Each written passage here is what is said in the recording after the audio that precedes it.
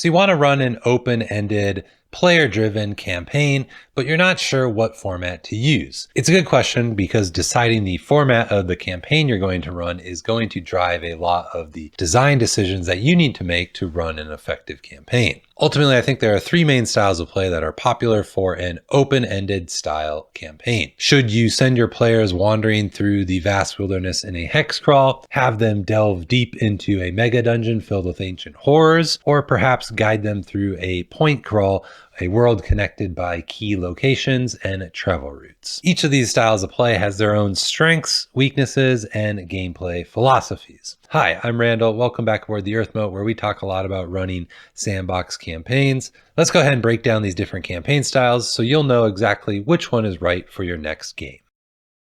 First up, we have the Hex Crawl. The Hex Crawl is one of the two classical styles of play. It really focuses on open-ended exploration. The party can go where they choose, and what they'll uncover along the way is unknown. Hex crawls tend to have an emphasis on wilderness exploration. Dungeons are an important element too, of course, but they're often highlighted as points of interest on the greater hex map, which is the main focus. In a hex crawl, you divide your world map into hexes, and each one represents a different stretch of land. Hexes usually range in size from 1 to 30 miles, with the most common mileages being 5, 6, 24, or 30. In a hex crawl, though, you don't even really need prescribed distances if you so choose, as long as you have an understanding of how many hexes the party can travel in a given day. Then the mileage is really just a technicality. Dyson Logos famously labels his hex maps as 1 hex equals 1 hand wave in distance. The players pick a direction and set out into the unknown and deal with whatever the dice throw at them. This approach to hex crawling really embraces emergent gameplay. The adventure isn't scripted, it's what's happening as the players explore and as an outcome of different die rolls. Random encounters, terrain challenges, and faction conflicts all contribute to make the world feel alive and rich. There are a couple key principles when it comes to hex crawling that you're going to want to keep in mind as you run your games. The first is really a focus on resource management. Food, water, exhaustion, these things all matter. When the players start to run low on supplies, creates meaningful survival challenges that they need to deal with. Secondly, navigation is somewhat of a skill. Getting lost is a real threat in a hex crawl. A failed roll can send the players in the wrong direction, leading to unexpected dangers or possible opportunities. Thirdly, random encounters really do drive a lot of action in a hex crawl. Wandering monsters and dynamic events keep things fresh, and even if the players are traveling between the same hexes, no two journeys are necessarily the same based on the outcomes of the die rolls that you make while they're traveling the routes. I do want to call out a couple of weaknesses and criticisms that come to mind with hex crawl campaigns so you can make an informed decision on if they work for you.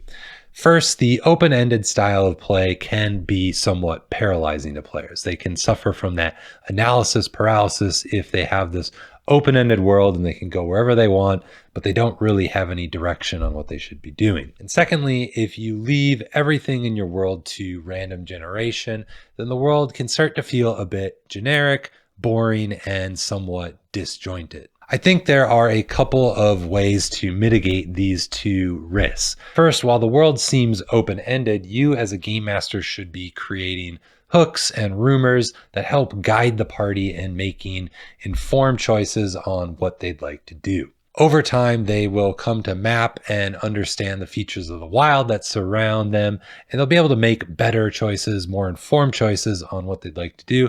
But the hooks really sort of help give them those rudders and set them off on different paths.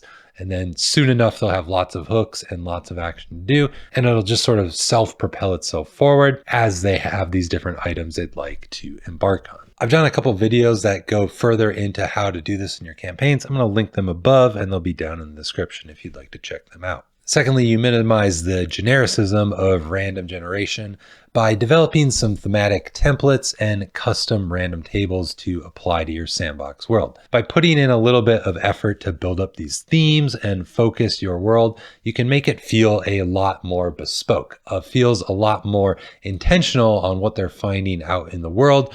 Even if these things are still coming from randomly generated rolls, You've built the tables and the content within them to make it sort of suit your purpose in your campaign world. The third main call out on hex crawls is that they do really heavily rely on some resource management. This does mean tracking supplies and rations, which some parties can find a bit tedious. There are some ways to simplify resource management, but I do think it should be a part of a hex crawl if you want to have those meaningful survival challenges within it. Ultimately, I would say be sure to check with your party to make sure that they are up for this sort of resource tracking to see if a hex crawl campaign is right for them before you dive further into building it. So when should you run a hex crawl? If you want player-driven exploration-based game where every decision is about movement, supplies, and different opportunities and risks the players can take to help shape the campaign, then this might be a good option. The second classic campaign style is the mega dungeon, the beating heart of many old school campaigns. A mega dungeon isn't just a big dungeon, it's sort of this dynamic world unto itself. In a mega dungeon, it sort of feels like this persistent and evolving location. They are often filled with factions, shifting dangers, and secrets that take multiple expeditions to uncover. The party must delve the dungeon, gather treasure, and crucially know when to retreat before they are overwhelmed and exhausted. There's no real definition on what makes a dungeon mega, but generally I'd say it has to be at least a minimum of 5 levels and probably hundreds of rooms. Most mega dungeons I've seen though are often more than 10 levels. And it's also important to keep in mind that mega dungeons are going to have many connections between the different levels of the dungeon. And you're also going to have multiple entrances into the dungeon from the outside world. And some of those can enter through different levels of the dungeon as well. And in both cases, some of those can be secret access ways into the dungeon or moving through it. There are a few key principles of mega dungeons to keep in mind when you're designing one. The first is really this idea of risk versus reward. Every decision by your players to push deeper into the dungeon needs to be a gamble. If they stay too long, the dice might turn against them. So as you're designing your rooms, you need to make sure that the pressure is still staying on the party as they continue to explore further into the branchways or areas of a mega dungeon. Secondly is the idea of nonlinear design. There's no single correct path to explore a mega dungeon. The players just choose an approach to each floor and are able to explore that way. So you need to account for that by creating sort of circuitous pathways and looping pathways and offering different branches in ways that the party can explore.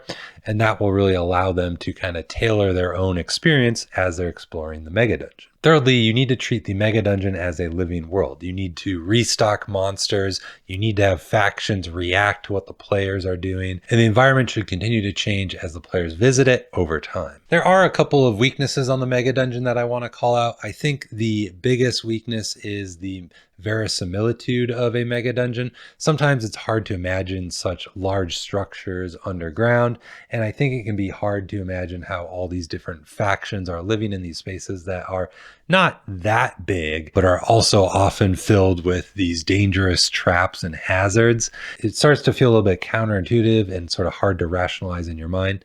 So I think the best way to approach this is to really lean into the idea of the mythic underworld. In the case of the mythic underworld, the mega dungeon is sort of this strange and mysterious place that really exists beyond the physical laws and reality of the outside world. I've done a video kind of describing the ideas of a mythic underworld. You can check it out up here if you'd like, or down in the video description. Secondly, another weakness of mega dungeons is that they rely heavily on faction play and restocking content. The dungeon will feel stale if you let the players clear out areas of the mega dungeon and then just leave it like that. You need to make sure that the dungeon is evolving and factions are reacting to what the players are doing, and that will really help still keep it feel alive and fresh as they're exploring. But you also need to make sure your players are aware that that's going to happen, probably in a session 0. Some can feel discouraged if they've explored a place or cleared it and then they find something new has moved in and they have to deal with that all over again.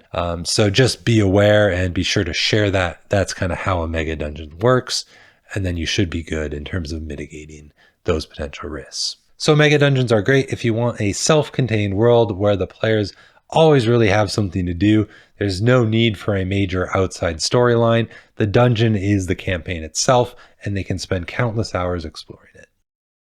Finally, let's talk about point crawls. They are sort of a middle ground between the wide open exploration of a hex crawl and the more focused challenge of a mega dungeon. Instead of an open hex grid, the world is connected by key points of interest, things like cities, ruins, fortresses. You get the idea. These are all linked by travel routes. These travel routes can have different risks, travel times, and opportunities that make them unique and interesting. Additionally, you can retain the idea of random encounters by rolling for the chance of one each time the party chooses to move along a travel route. One of the benefits of the point crawl is that it helps narrow your focus and the scope of your campaign. You can focus on these few key points of interest. Often you'll select them because they have a sort of interconnected relationship that lets sort of these interesting stories emerge from the gameplay as the players explore them. So in this sense, you are leaving that sort of open-ended style play intact, but reducing the risk of randomness that an uncurated hex crawl could present to the party, essentially getting the best of both. There are a couple key principles of point crawls to keep in mind. The first is that your travel choices should have consequences. Routes need to have different dangers, maybe tolls or costs.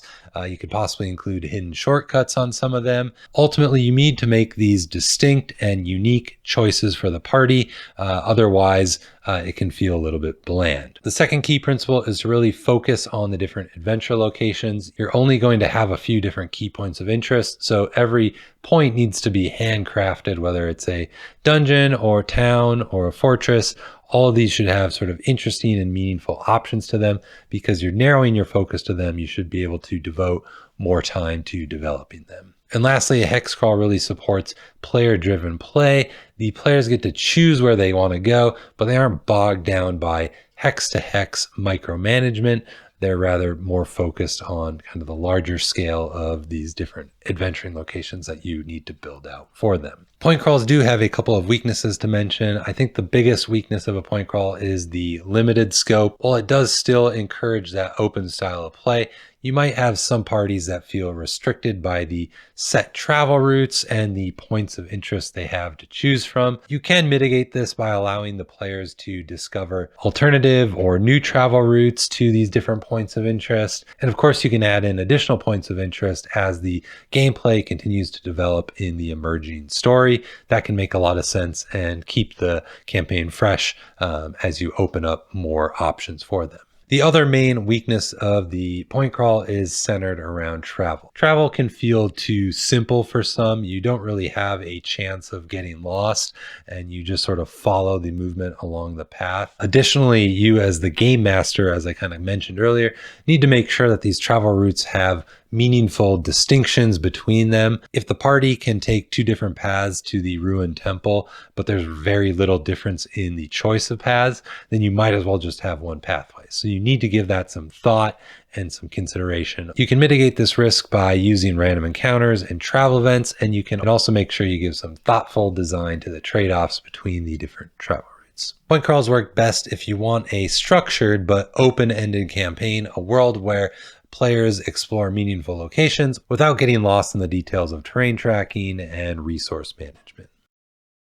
So now that we've covered the three main styles of play, which one should you use? Here's a quick breakdown. I'd use hex crawls for exploration focused, survival heavy sandbox play. Mega dungeons are really great for that kind of tactical and dungeon crawling experience.